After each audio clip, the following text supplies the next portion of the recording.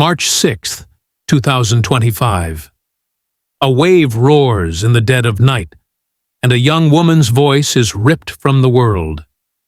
Sudiksha Konanki, a 20-year-old dreamer with stars in her eyes, vanishes on a Punta Cana beach. The man beside her, Joshua Riibe, swears she stood in shallow water, alive. Then, nothing. Out there, her story ignites a firestorm. Some call it a cruel accident, others a sin cloaked in darkness. On social media, her name is a desperate plea, her face a ghost that haunts us. A hotel's damning choice, a flicker on her digital grave, shadows moving in the night. They're shattering this mystery into jagged pieces.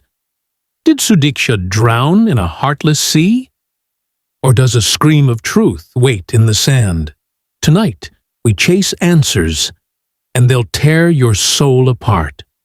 Sudiksha Konanki was a flame that burned bright. A pre-med student at the University of Pittsburgh, her dreams of saving lives lit up the world. But on a spring break night, that flame was stolen. Our last video left you breathless. A wave, a witness, a family's heart in ruins. Now, new secrets claw from the shadows. On social media, thousands rally, sharing tales of her warmth, her ambition, while others rage at a resort's betrayal, whispering of a night when the lights went out. Out there, her story echoes another. A girl lost in Aruba's sands, her fate still a wound. Sudiksha's disappearance is a dagger in our hearts, and tonight we hunt the truth that could bring her back, or bury her forever. It starts with one man, and a story that's starting to crack. Sudiksha, Sudi to those she loved, was a force of joy.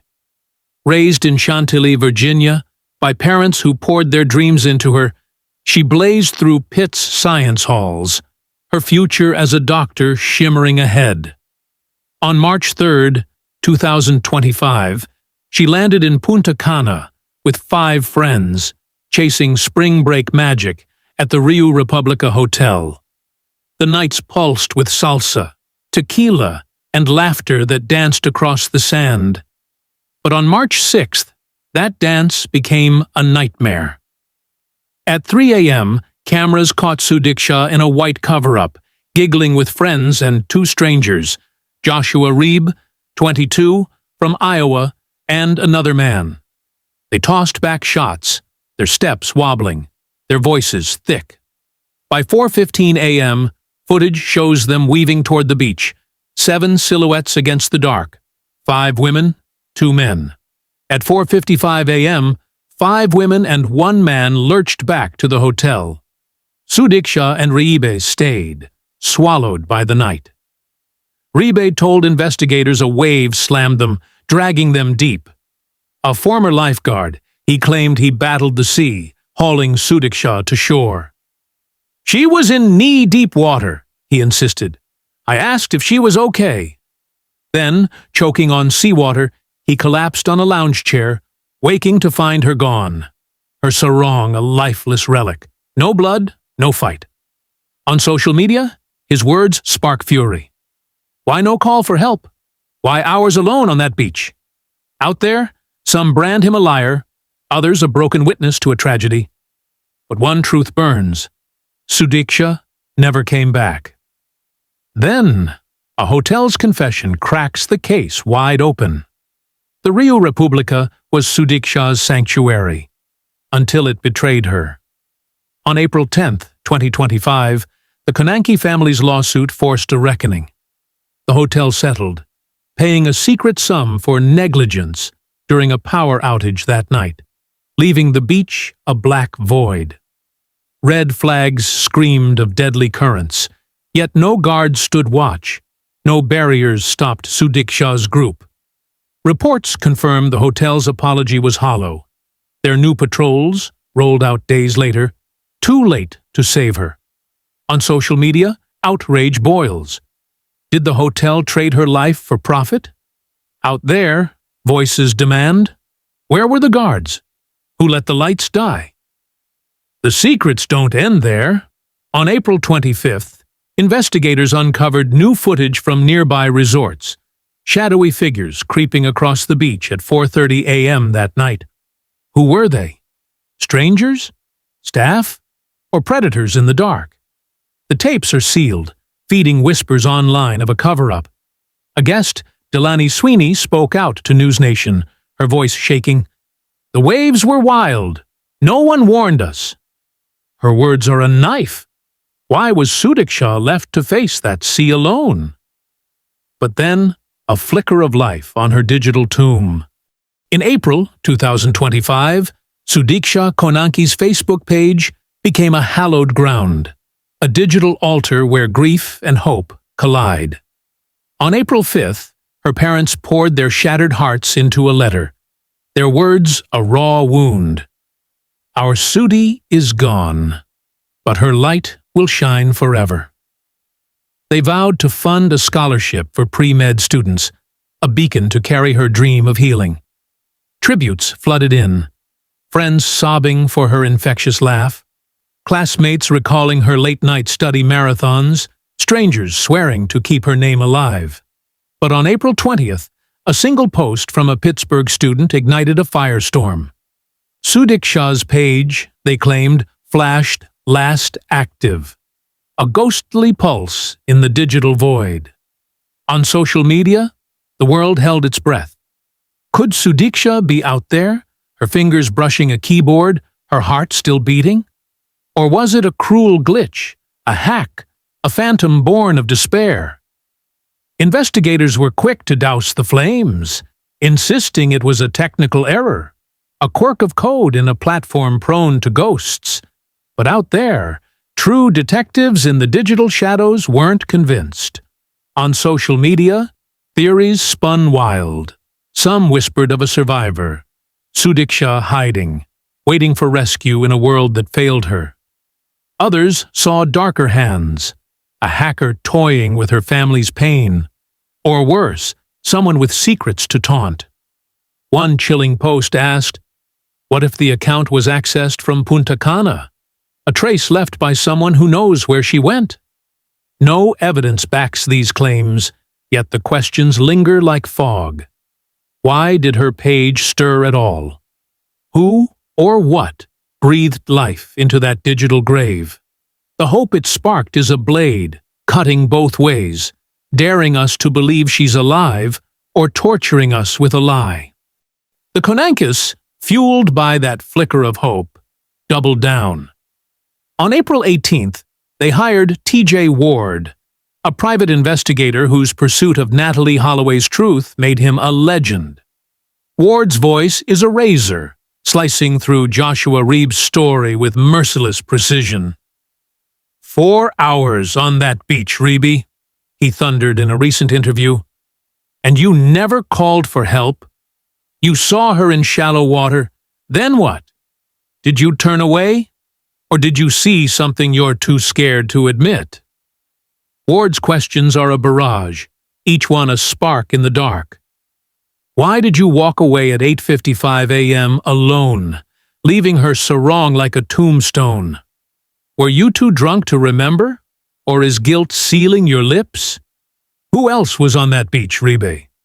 What did you miss?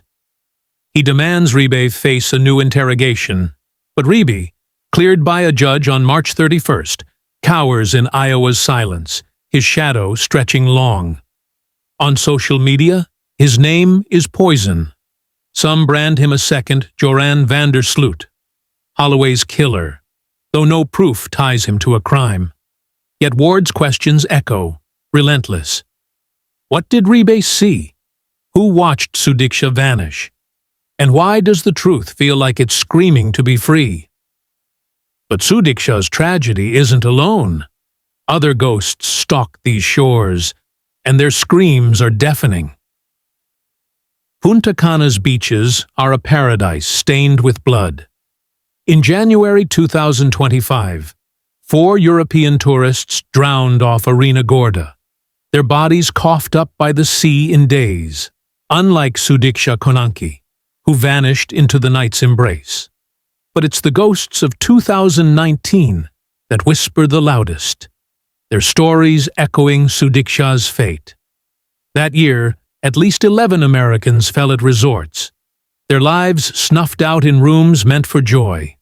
Miranda Schaup-Werner, 41, collapsed after a minibar drink at Bahia Principe in La Romana, her heart failing on May 25th. 5 days later, Nathaniel Holmes, 63, and Cynthia Day, 49, were found dead in the same resort, their lungs flooded with fluid. Layla Cox, 53, died June 10th at Excellence Resorts in Punta Cana, her son raging against claims of a heart attack. Joseph Allen, 55, was found lifeless June 13th at Terra Linda in Sosua, his family demanding answers. Vittorio Caruso, 56, succumbed June 17th at Boca Chica Resort, gasping in respiratory distress. Robert Bell Wallace, 67, fell April 14th at Hard Rock in Punta Cana, sick after a scotch. Khalid Adkins, 46, died June 25th in Santo Domingo, his kidneys failing. Yvette Monique Sport, 51, never woke after a minibar drink in June 2018 at Bahia Principe, her death re-examined in 2019. David Harrison, 45, died July 2018 at Hard Rock, sweating and silent. Jerry Curran, 78, perished January 26th at Dreams Resort, ill after dinner. Tracy Jerome Jester Jr., 31, died March 17th, his mother haunted by a strange soda. Out there, their names are a rallying cry, their family's grief a mirror to the Konankis' pain.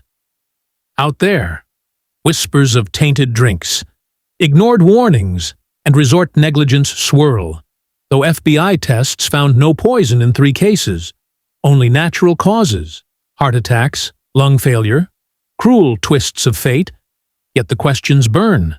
Why so many in 1 year?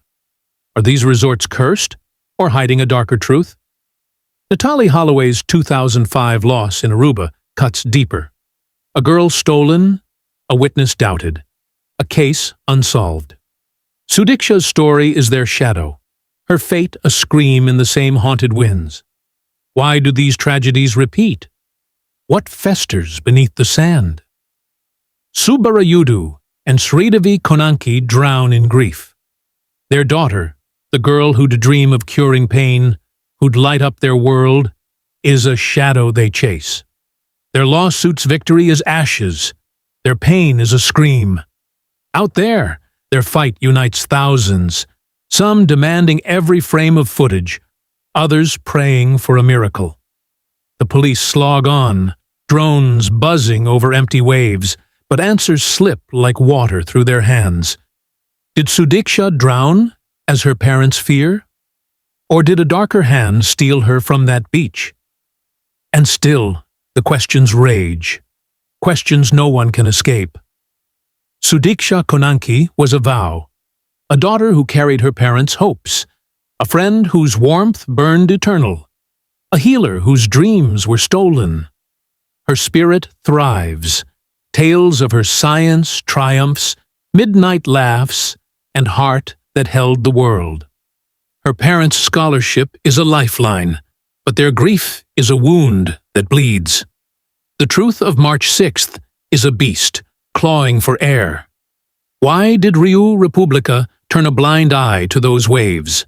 Who were those shadows on the beach, and what did they see?